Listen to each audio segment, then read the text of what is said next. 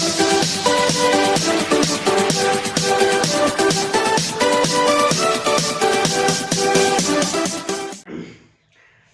मैं पुनीत पुणे एक बार पुनः आप सभी का हमारे अपने YouTube channel RBSC education classes के इस ऑनलाइन प्लेटफॉर्म के ऊपर मैं एक बार पुनः आप सभी का हार्दिक स्वागत करता हूं।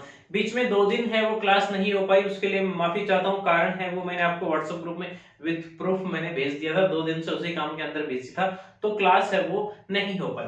चलिए अब चर्चा कर रहे थे हम प्रतिशत की, और लगभग क्वेश्चन है वो हमने सभी टाइप के प्रतिशत के क्वेश्चन है वो लगभग हमने सभी टाइप के क्वेश्चन है वो सोल्व कर लिए थे। अब आज आते हैं एक इस टाइप के क्वेश्चन और आते हैं कि जैसे मान लो कोई चीज हमें दी हुई आती है जिसके मूल्य में लगातार वृद्धि होती है, या एक साल इतने प्रतिशत वृद्धि होती है, इतने प्रतिशत कमी हो जाती है, या फिर मैं बात करूंगी जनसंख्या के बड़े क्वेश्चन आते हैं कि उनमें जनसंख्या के अंदर हर साल इतनी प्रतिशत वृद्धि होती है, इतनी प्रतिशत कमी होती है। इस टाइप के क्वेश्चन है वो अभी बचे हुए हैं हमारे, तो उनके ऊपर हम अभी और थोड़े आए वाले क्वेश्चन है उनके ऊपर भी हम चर्चा करके और आज इस टॉपिक को हम कंप्लीट करेंगे। तो और अगर आप चैनल पर पहली बार आए तो सबसे पहले इस वीडियो अपने चैनल को सब्सक्राइब जरूर कर दें। ये जो सब्सक्राइब का बटन आपको दिखाई दे रहा है ये बटन प्रेस कर ले और बेल आइकन प्रेस कर ले ताकि आने वाले सभी वीडियोस की नोटिफिकेशन है वो आपको सबसे पहले मिल जाए। तो चलिए अब शुरू करते हैं बिना किसी देरी के।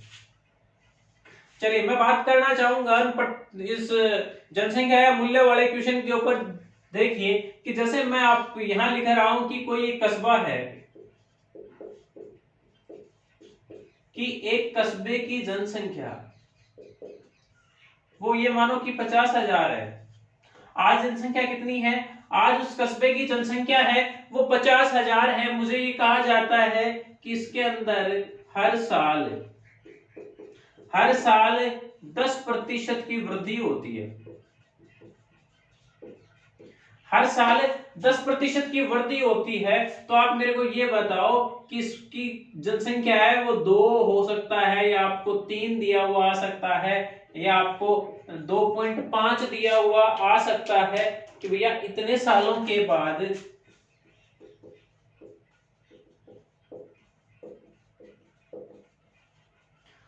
इसके बाद जनसंख्या है वो क्या होगी। ठीक है, चलिए 2 दिया हुआ आ सकता है, 3 भी दे सकता है, या फिर क्या दे सकता है 2.5 साल भी दिया हुआ आ सकता है। कस्बे की वर्तमान जनसंख्या है वो 50,000 है। मैं कैसे करूंगा?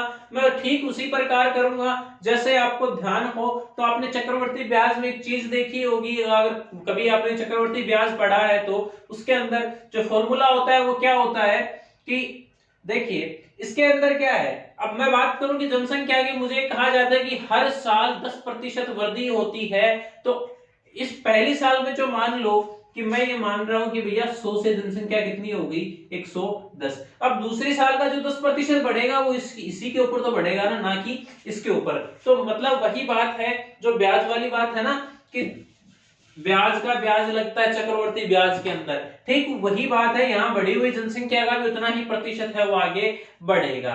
ठीक है, चलिए इसको भी करने का अगर मैं सीधा तरीका आपको ये बताऊं तो सीधा तो जो आपकी बुक के अंदर मैं ये बात करूं कि हमने चक्रवर्ती ब्याज के अंदर भी जो फॉर्मूला पढ़ा है, हालांकि हमने यहाँ नहीं पढ़ा अभी तक, लेकिन आपने और मैंने चक्रवर्ती ब्याज कहीं ना कहीं पढ़ा है, तो उसके अंदर जो फॉर्मूला अप्लाई करना है वो वाला फॉर्मूला जहां वो विसर्जन निकालते हैं ना जिस फॉर्मूले से, वो कह दूं या फिर मैं ये कह दूं, या उन सब बातों को छोड़ो। मैं क्या कह रहा हूं कि जनसंख्या आज कितनी है?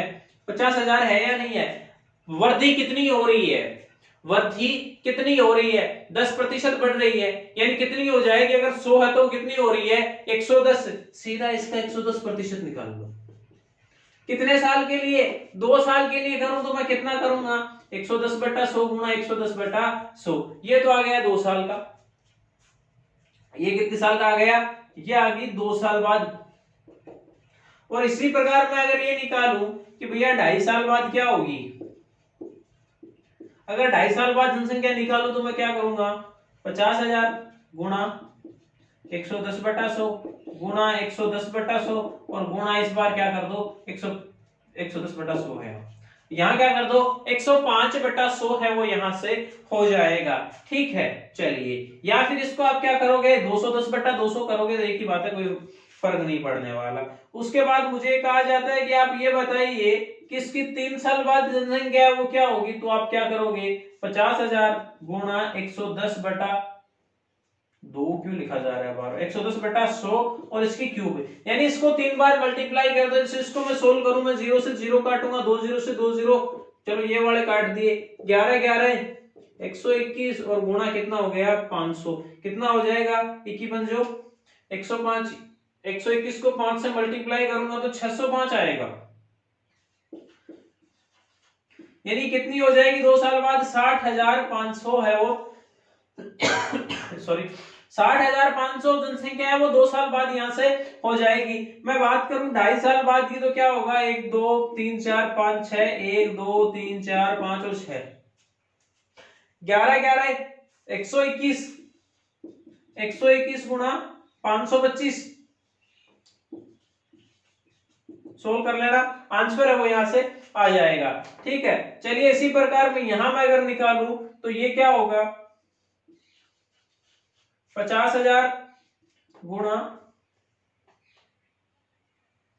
11 गुणा 11 गुणा 11 बटे 10 गुणा 10 गुणा 10। ये मैंने कैसे लिखा आप गौर करना एक बार कि मैंने नीचे 10 गुणा 10 गुणा 10 क्यों लिखा और ऊपर 11 गुणा 11 गुणा 11 क्यों लिखा। इसको मैं 3 बार लिखता हूं, एक या आप यहां से कर लो यार, ये जीरो यहां से घटा दो, अगर यहां से यहां वाला ये जीरो है, इस जीरो से अगर आप ये जीरो काटते हो तो क्या हो जाएगा 11 बटा 10 होगा या नहीं होगा, 11 बटा 10 गुणा 11 बटा 10 गुणा 11 बटा 10, 1 2 3 1 2 3, यहां से काटोगे तो ये कितना हो जाएगा 11 पंजो 55 550 और गुणा 121। ठीक है, यहां से क्या होगा, यहां से हमारा आंसर है वो आंसर आ जाएगा। ठीक है, चलिए एक मैं इसका उल्टा लूं कि किसी कस्बे की वर्तमान जनसंख्या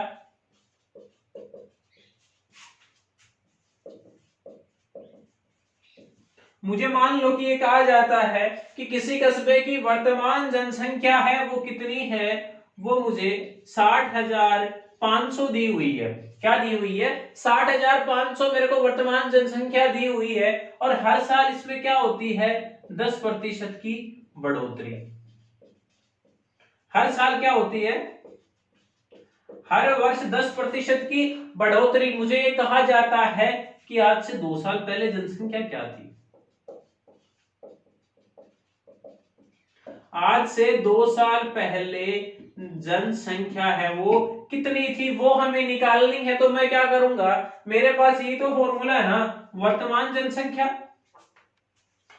या मैं यूं कहूं कि हर साल 10% की बढ़ोतरी होती है, तो मैं यहां लिखूंगा कि भैया ये तो मैं 2 साल की बात करूं, 3 साल की बात करूं, 4 साल की बात करूं तो जनसंख्या पहले की तो ये, उसके बाद अगर 10% की बढ़ोतरी होती है तो 110 बटा 100, 2 साल की बात करूं तो 110 बटा 100 में 2 बार लिख दूंगा और इज इक्वल टू क्या आ जाएगा, इज इक्वल टू जो हम मतलब इससे 2 साल बाद की जनसंख्या, किससे, ये x जो मान रहा हूं मैं x का किस हिसाब से लेंगे, जिस हिसाब से अभी क्वेश्चन दिया हुआ है, क्वेश्चन में अगर ये दिया हुआ है कि आज की वर्तमान जनसंख्या ये है, 2 साल पहले की जनसंख्या ज्ञात करनी, तो यहाँ पहले वाला मान रखेंगे। आज वर्तमान जनसंख्या आज की ये है और 2 साल बाद जनसंख्या क्या होगी, तो वर्तमान का मान है वो यहाँ रख देंगे। तो ये x में क्या मान रहा हूं 2 साल पहले की जनसंख्या कि क्या हो जाएगी, 2 साल पहले की जनसंख्या है वो कितनी हो जाएगी, वो यहां से x हो जाएगी और ये कितनी है वर्तमान जनसंख्या मेरे को कितनी दे रखी है 60,500, वो मेरे को वर्तमान जनसंख्या है वो दे रखी है। चलिए मैं यहां से थोड़ी सी इसके अंदर मैं काटापीटी करूं, 0 0 और ये एक एक जीरो है, मैंने यहां से काट दिया, कितना आया x गुणा 121 बटा 100 इज इक्वल टू 60,500। ये 121 बटा 100 में इधर लाऊंगा तो कितना हो जाएगा, नीचे 121 आ जाएगा और ऊपर कितना आ जाएगा 100। मैं यहां से इसको काट देता हूं, ठीक है, और यहां से मैं क्या लिखूंगा कि x इज इक्वल टू कितना होगा, मैं अगर काटना चाहूं तो मैं क्या करूंगा 11 11 121 और ये कितना होगा 11 पंजो 55, बच गए 5, फिर 55, तो 11 पंजो 55, यहाँ डबल जीरो साथ में है ही, चलो फिर कट जाएगा, फिर कितना आएगा 500, 11×55 500, और 500 को मैं 100 से गुणा करूंगा तो कितना आ गया 50,000 हमारा आंसर आ गया भैया। 2 साल, ये देखो जनसंख्या 50,000 थी, हर साल 10% की वृद्धि होती है, 2 साल बाद जनसंख्या क्या होगी 60,500।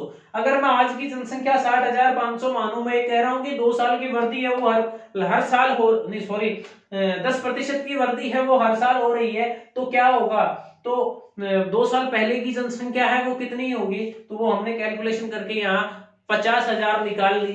दोनों तरफ है हमारी जो चीजें हैं वो क्या आ रही हैं, समान डाटा हमने समान रखा था, इस यहाँ एक का मान दिया, दूसरी को पूछ लिया, और यहाँ उसका मान रख दिया। पहले में जिसका मान ज्ञात किया था वो मान यहाँ पहले से रख लिया, और उसके बाद क्या किया कि हमने पूरी कैलकुलेशन करके ये पहले वाला मान निकाल लिया। दोनों चीजें हमारी समान आ रही है, इसका मतलब हम ये भी कह सकते हैं कि हमारे जो आंसर है वो क्या है, एग्जैक्ट है, आंसर है वो हमारे सही भी है। दूसरी बात, दोनों चीजें हैं वो हमने यहाँ करनी सीख ली। चलिए एक आगे थोड़ा सा आगे और बढ़ते हैं, इन्हीं प्रकार के कुछ और क्वेश्चन इसी प्रकार के देखते हैं, इसी सूत्र पे आधारित। देखिए सूत्र एक ही है, सूत्र क्या है, सूत्र एक ही है, सूत्र के अंदर कोई बदलाव है वो नहीं हो रहा है, फॉर्मूला है वो हमारा एक ही रहने वाला है,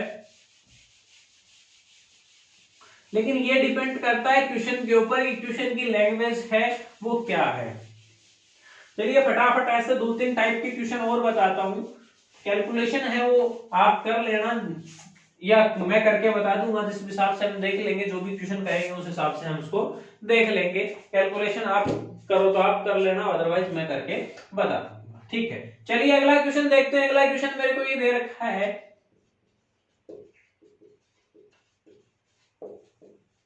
एक कस्बे की जनसंख्या आज मेरे को 50,000 दे रखी है, और मैं कह रहा हूं कि मेरे को 1 लाख दे रखी है। आज है वो क्या है, 1 लाख दे रखी है। पहले साल 10% की वृद्धि, दूसरे साल कोई महामारी फैल जाती है जिससे क्या होता है कि दूसरे वर्ष उसके अंदर 10% की कमी आ जाती है, ठीक है। उसके बाद मुझे कहा जाता है कि तीसरे वर्ष फिर उसमें 20% की वृद्धि होती है। तीसरे साल क्या होता है, 20% की वृद्धि होती है, तो 3 साल बाद जनसंख्या बताओ।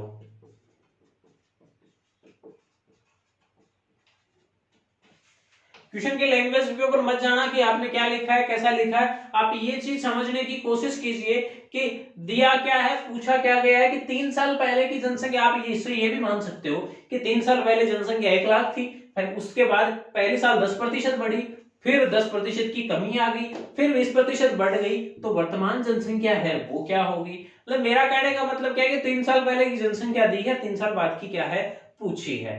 ऐसे नहीं कि आज से 3 साल पहले की दी और 3 साल बाद की पूछी, ऐसे तो गैप है वो 6 साल का हो जाएगा। मैं यही कह रहा हूँ कि दोनों के बीच गैप है वो 3 साल का है। पहले साल 10% की वृद्धि हुई है, फिर 10% कमी, और फिर 20% की वृद्धि। मुझे क्या क्या कहा जाता है कि 3 साल बाद जनसंख्या क्या हो, तो 3 साल बाद अगर मैं जनसंख्या निकालूं तो 3 साल पहले वाली है उसी के अंदर तो वृद्धि हो रही है ना, तो मैं क्या लिखूंगा, मैं ये लिख रहा हूं 1 लाख, ठीक है। उसके बाद 10% की वृद्धि, 10% की वृद्धि यानी 110/100, फिर 20% की कमी यानी 100 में से 20 कम करूं कितना होता है 80, यानी 80/100 कर दो। उसके बाद क्या होता है, सॉरी 20% नहीं 10% की कमी हो रही है, तो कितना हो जाएगा 90/100, और फिर 20% की वृद्धि 120/100। नीचे कितने जीरो, 6 जीरो, 1 2 3 4 5 6, 1 2 3 4 5 और 6। क्या आया, ये हमारा यहां से आ जाएगा, मैं 12 को 11 से अगर गुणा करूं तो 12 को 11 से गुणा करूंगा, 12 120 और 132 आ जाएगा। 132 गुणा में 9 और साथ में डबल 100 मान लो, या 9 के डबल 0 लगा दो, एक ही बात है। 9 दूनी 18, कैरी आएगा 1, 9 3 27 और 1 28, 28 कैरी 2, 9 एकम 9 और 2 11, कितना हो गया 1,18,000 है वो क्या हो जाएगी, वो जनसंख्या हो जाएगी। पहले 10% बढ़ी है, फिर 10% की कमी हुई है, उसके बाद है वो 20% की उसमें उसके अंदर क्या हुई है, वृद्धि हुई है। आपको अगर ये दिया हुआ आता है कि आज जनसंख्या कुछ भी दे रखी है, XYZ आपको कुछ भी दे रखी है, उसके अंदर पहले ये दिया हुआ आता है कि भैया 10% की है वो क्या होती है, वृद्धि होती है। उसके पश्चात है 10% की उसके अंदर अगले साल है वो कमी हो जाती है। तो यहां से आपके पास दो तरीके हैं निकालने के, एक तो ऐसे भी निकाल सकते हो या फिर सीधा बताऊं 10% की वृद्धि मान लो कि 100 थी, कितनी हो गई, 10% की वृद्धि हुई, कितनी हुई 110। 110 का 10% कम कर दो, 110 में से आप 10% कम करोगे तो क्या हो जाएगा, 110 का 10% निकालोगे तो कितना आएगा 11। इसमें से 11 कम करो, 110 में से 11 कम करोगे तो क्या होगा 99%। ये तो है कि भैया अगर हमें देखो वो वाला फॉर्मूला कौन सा कि a plus b plus minus a गुणा b बटा 100 जो हमने पिछली क्लास में पढ़ा, वो चीज भी हम यहाँ बाकायदा अप्लाई कर सकते हैं। जब हमें दो चीजें हैं केवल 2 साल की या मतलब 2% के मान दिए हुए, तो वो चीज हम यहाँ इजीली है वो अप्लाई कर सकते हैं। तो यहाँ से क्या हो जाता है कि यहाँ से भैया आपकी 1% की है वो कमी हो गई। तो आप क्या करो, जो आपको जनसंख्या दे रखी है, जैसे मान लो 1 लाख है, या तो आप उसको सीधा 99/100 से मल्टीप्लाई कर दो, या उसका 1% निकाल के आप वहां से घटा दो। ठीक है, तो इस प्रकार से भी हम इसको वो कर सकते हैं। चलिए अब देखते हैं आगे और किस टाइप के क्वेश्चन है वो हमें पूछे जाते हैं। जैसे मैं बात करूं, मेरे को कोई सामान के लिए कहा जाता है कि जैसे मान लो कि कोई स्कूटर है, बिल्कुल एग्जैक्ट इसी प्रकार के सवाल आते हैं, एग्जैक्ट इसी प्रकार के सवाल आते हैं कि मान लिया, अब थोड़ी सी लैंग्वेज चेंज करेंगे कि माना कोई स्कूटर है या बाइक है, उसका मूल्य है वो कितना है 60,000 रुपए। ठीक है, 60,000 रुपए उसका मूल्य है, हर वर्ष उसका मूल्य है, हर वर्ष उसका मूल्य या तो मैं लिखूं कि भैया 20% कम हो जाता है, क्या हो जाता है, या तो 20% है वो कम हो जाता है, या मैं लिखूं कि उसका जो मूल्य है वो 80% रह जाता है। दोनों एक ही बात है, दोनों क्या है, एक ही बात है। मैं या तो ये लिखूं कि मूल्य है वो 20% कम हो जाता है, या मैं ये लिखूं कि उसका मूल्य है वो 80% रह जाता है। 2 साल बाद उसका मूल्य ज्ञात करो। देखिए बिल्कुल ऐसा का ऐसा सवाल है कि 2 साल बाद उसका मूल्य ज्ञात करो, तो आप क्या करोगे, वही बात, आज कितना 60,000, ठीक है, कितना कम हो रहा है 20% कम हो रहा है, या फिर क्या कहा जाता है उसका 80% रह जाता है। 20% कम करूं तो भी किससे गुणा करूंगा 80/100 से, और अगर 80% लिखूं सीधा कि 80% कम नहीं 80% रह जाता है तो भी मैं किससे मल्टीप्लाई करूंगा 80/100 से। 2 साल की बात करूं तो 80/100 से 2 बार मल्टीप्लाई, 1 2 3 4 1 2 1 2 3 और 4, ठीक है, कितना आया 64 गुणा 600, कितना हो जाएगा 8 8 64 और मल्टीप्लाई में कितना है 600। और यहां से मैं अगर इसको लिखूं 6 24 कैरी आएगी, 2 6 36 और 2 38, ये आपका मूल्य है कितना हो गया, ये 38,400 हो गया। ठीक है, आप इसको ऐसे भी निकाल सकते हो कि भैया 20 + 20 + 20 गुणा 20 और बट्टा में क्या हो जाएगा 100। 1 2 ये तो कट गई, और कितना हुआ, सॉरी ये कैसे काट दिया हमने, ठीक है, तो ये कितना हो जाएगा 20 और 20 40, 40 और 4 कितना हुआ 44, यानी 44% है वो क्या हो गया, 44% है वो कम हो गया। कितना कम हो गया 44% है वो क्या हो गया कम हो गया। 60,000 रुपए का स्कूटर था और उसका मूल्य कितना बचा, 56% है वो बच गया। ठीक है, ये सब माइनस में आएगा ना, ये सब किस में आएंगे,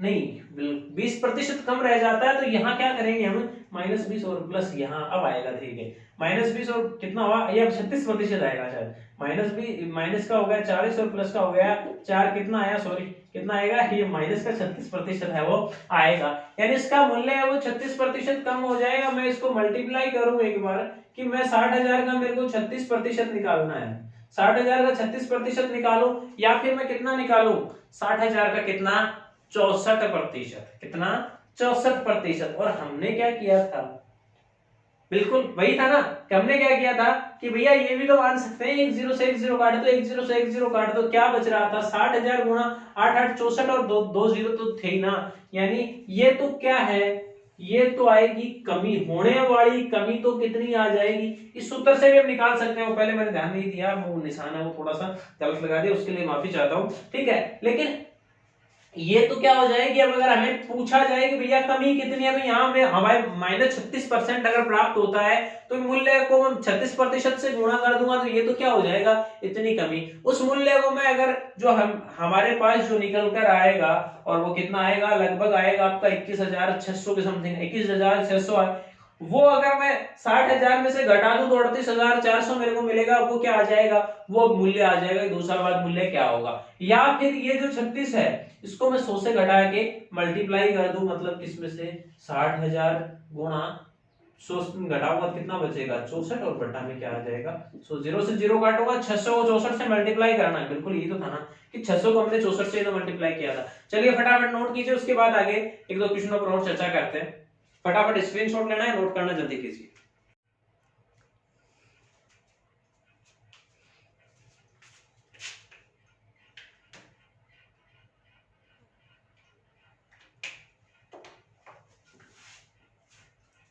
चलिए अब आगे चर्चा करते हैं एक टाइप के और क्वेश्चन, जैसे देखिए प्रतिशत और अनुपात के अंदर क्या है, लगभग क्वेश्चन है वो एक ही जैसे हैं, बट उसमें क्या है, उसमें अनुपात आ जाता है। जैसे मैं बात करूं कि मेरे को ये दिया हुआ है कि भैया 40% एक है और 60% है वो एक है, इसे दो किसी चीज को दो हिस्सों में बांट रहा हूं मैं, 40% और 60%, या फिर मैं कह रहा हूं कि 20%, 30% और 50%, इस प्रकार से मैं 3 हिस्सों में बांट रहा हूं, तो वो चीज अनुपात में क्या हो जाती है, यहाँ तो वो 2:3 हो जाता है, यहाँ वो 2:3:5 हो जाता है। तो लगभग क्या है कि जब ऐसी अगर समानताएं हैं तो ऑब्वियसली क्या है, क्वेश्चनों के अंदर क्या आएंगी, उसके अंदर बहुत सी है वो सिमिलरिटीज आती हैं, क्वेश्चन है वो एक तरीके से, जैसे अभी हमने जैसे जिस प्रकार वाले क्वेश्चन को चर्चा की वैसे हमने अनुपात में भी देखे थे।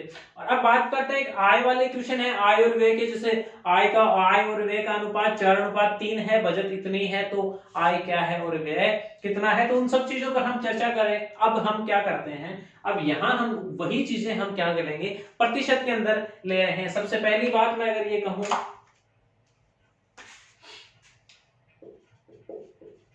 कि मोहन है वो अपनी आय का क्या है 60% है वो तो खर्च कर देता है, और एक मतलब बहुत बेसिक सा क्वेश्चन मैं यहाँ लिख रहा हूं कि 40% है वो क्या करता है, बचाता है, या 40% उसकी क्या है, बचत है। अब मुझे अगर किसी भी चीज का मान दे दिया जाए, मुझे ये कहा जाता है कि भैया उसकी बचत है वो 40,000 रुपए है, वो 40,000 रुपए बचत है अगर है, तो इसका मतलब उसका व्यय है, वो व्यय कितना है, वो 60,000, कितना आया, वो 60,000, और उसकी आय है, वो आय यहां से कितनी हो गई, वो आय हो गई आपकी 1,00,000 रुपए, ठीक है। चलिए उसी प्रकार मैं क्या करूंगा, अगर मुझे, ये तो एक बेसिक सा क्वेश्चन है, ये तो क्या है एक बेसिक सा क्वेश्चन है, उसी के साथ मुझे कहा जाता है कि भैया आय का 20% है वो क्या होता है, वो खाने पर खर्च होता है,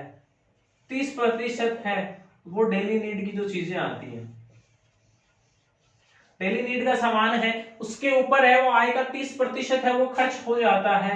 प्लस में मुझे क्या कहा जाता है कि 40% है वो किसके अंदर आता है, भैया 40% है वो बिल एंड ईएमआई, 40% है उसकी आय का, 20% खाने पर खर्च होता है, 30% डेली नीड की चीजों पे खर्च हो जाता है, 40% है वो बिल और ईएमआई पे खर्च हो जाता है। अब मुझे ये कहा जाता है कि आप यहां से कि भैया इसका, किसका, खाने व बिल वाला जो पेमेंट है उसका अंतर आपको 20,000 दिया हुआ है, क्या दिया हुआ है, उसका अंतर आपको 20,000 दिया हुआ है, यानी इस 40% और 20% का अंतर क्या है, 20,000 दिया हुआ है। आपको इस 40% की वैल्यू दी जा सकती है कि बिल और ईएमआई में 40,000 रुपए खर्च करता है। आपको डेली नीड वाला का बिल इसका ये दिया जा सकता है कि भैया डेली नीड की चीजों के ऊपर महीने के 30,000 रुपए खर्च करता है, या आपको ये दिया जाता है कि खाने पीने के सामान के ऊपर है वो आप क्या करता है 20% है वो खर्च करता है। तो कुल आमदनी बताओ या कुल बचत बताओ। तो यहां से देखो, अगर ये 20,000 दिया हुआ है, 20% और 40% अंतर कितना आया, 20% है वो आपका किसके बराबर आ रहा है, 20,000 के। ये एकदम मैं सिंपल सी वैल्यू है वो यहाँ ले रहा हूं ताकि कैलकुलेशन में हमारा जो मान है वो एग्जैक्ट आ जाए, पॉइंटों में नहीं है, इसलिए मैं साधारण सी वैल्यू है वो यहाँ ले रहा हूँ। बाकी तरीका यही होगा, अगर वैल्यू चेंज भी होती है तो तरीका चेंज जो है वो नहीं होगा। तो ये कितना आ जाएगा, 20,000 आ जाए, ये 30,000 आ जाएगा, ये 40,000 आ जाएगा। तो 40 और 30 70 और 20 90, इसका मतलब उसकी बचत है वो यहाँ से बचत कितनी आ रही है, 10,000 रुपए। कमा कितने रहा है, उसकी आय है, वो आय कितनी आ रही है, 1,00,000 रुपए। ठीक है, तो उम्मीद करता हूं कि जो बात मैं बताना चाह रहा हूं वो आप अच्छी तरीके से यहाँ समझ चुके होंगे। उसके बाद कुछ ये कहा जाता है, हो सकता है यहाँ आपको प्रॉपर्टी वाला क्वेश्चन भी आ जाए, क्योंकि प्रॉपर्टी में हमने उसके अंदर क्या चर्चा की थी, उसके अंदर की अपनी संपत्ति में से मतलब इतना हिस्सा अपने बेटे को दे दिया, इतना पुत्री को दे दिया। यहाँ आ सकता है कि एक इंसान ने या एक बाप ने, आप जो कुछ भी मानो, या किसी का पर्टिकुलर किसी का नाम आता है रामश्याम मोहन, उसने अपनी प्रॉपर्टी का 50% रुपए या अपने कुल धन का 50% है वो तो अपने पुत्र को दे दिया। उसके बाद आता है कि भैया 20% है, वो क्या किया, 20% की उसने क्या की, चैरिटी के लिए उसने दे दिया। उसके बाद ये कहा जाता है कि प्लस में 20% है, उसने क्या किया, वो अपनी पत्नी को दे दिया। और जो 10% बचा वो क्या है, वो अपने, ये मानो कि आपको ये कहा जाता है कि पोते पोतियों के नाम करवा दिया। ठीक है, ये 10% पोते। अब आपको क्या कहा जाता है, आपको ये कहा जाता है कि चैरिटी और पुत्र वाले जो पैसे हैं उनका अंतर कितना है, 15,000 रुपए है वो इनका अंतर है। हो सकता है आपको इनका योग दे दिया जाए, हो सकता है आपको इनका योग दे दिया जाए कि इनका पुत्र को जो पैसे दिए और जो चैरिटी के लिए दिए उनका योग कितना है, उनका योग 35,000 40,000 कुछ भी है। तो उनसे वो सब चीजें यहाँ से पूछ सकता है। यहाँ क्या इनका अंतर दिया हुआ है, यानी 30% है वो किसके बराबर आ रहा है, वो 30% है वो आपका किसके बराबर आ रहा है, 15,000 के। यानी 1% है किसके इक्वल आ रहा है, 500 के इक्वल आएगी। कुल उसकी आय है, आय तो कितनी हो जाएगी यहाँ से 50,000 रुपए। आय कितनी हो रही है 50,000 रुपए। ये कितने हो जाएंगे, 10,000 रुपए पत्नी को, 10,000 रुपए चैरिटी को, 25,000 रुपए पुत्र को, और 25 और 10 का अंतर है वो बकायदा 15,000 आ ही रहा है। 10% बचा, यानी 5,000 उसने पोते पोतियों के नाम करवा दिए। ठीक है, तो उम्मीद करता हूँ कि ये सब चीजें बहुत आसान सी चीजें हैं, ज्यादा कुछ है नहीं। और अगर कंसेप्ट क्लियर है ना, तो अब आगे अगर प्रतिशत और आपका जो अनुपात समानुपात अच्छी तरीके से क्लियर हो गया, और इसके बाद हम लाभ हानि या फिर औसत, आप दोनों में से एक टॉपिक मेरे को बता देना, उसके ऊपर हम अभी चर्चा उसके बाद इसके बाद करेंगे। तो ये टॉपिक आपका लगभग वो एकदम कंप्लीट हो चुका है। और भी कुछ डाउट है तो आप मेरे को बेझिझक अपने व्हाट्सएप ग्रुप के अंदर भेज सकते हैं, मेरे को पर्सनली भेज सकते हैं, मैं आपको उन सब के सॉल्यूशन है वो प्रोवाइड करवा दूंगा। तो चलिए आज के लिए इतना ही, बाकी मिलेंगे अगली क्लास के अंदर एक नए टॉपिक के साथ। टॉपिक का नाम मेरे को जरूर बता दीजिएगा।